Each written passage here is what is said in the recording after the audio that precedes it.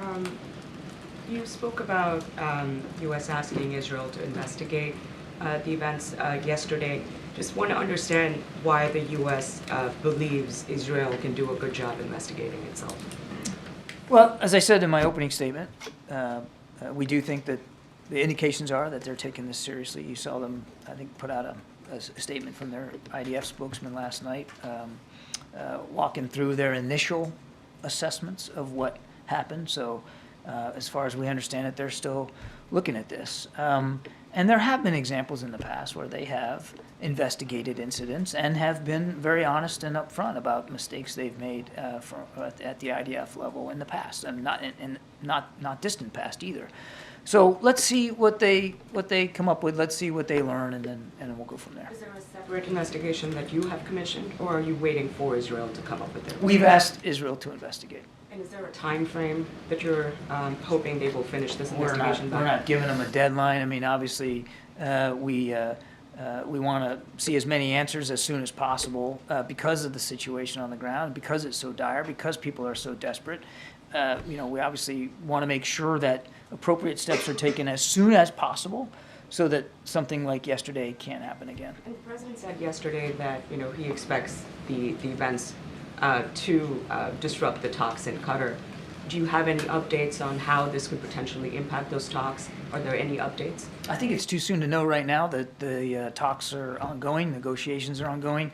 We still believe that they're moving in the right direction, but I think it's too soon to know whether what happened yesterday is going to have a practical effect on it. I can tell you that we're working very, very hard on this, as evidenced by the president's phone call yesterday with the Emir of Qatar and the president of Egypt. I mean, that should indicate to you just how hard we're working on this, and we're still hopeful that we'll be able to get there hopefully soon. I think you've gotten at this a little bit. Can you just articulate why the U.S. cannot simply just send this aid in overground into Gaza? What are the holdups on the Israeli side by sending the trucks in? Why does it have to be by air?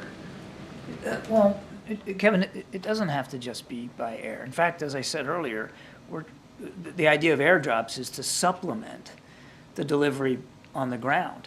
And even though you can pack an awful lot into a military aircraft, you can't replicate the size and scale and scope of a convoy of 20 or 30 trucks. I mean, it's still the best way to get the maximum amount of assistance in over the shortest period of time. So the airdrops would be a supplement to that. And as we have said many times, the process that has been set up that the Israelis have been willing to work through is having an inspection regime of these trucks before they go into Gaza, and recognize routes for how they're going to get to people in need, and routes that are informed by our aid partners on the ground.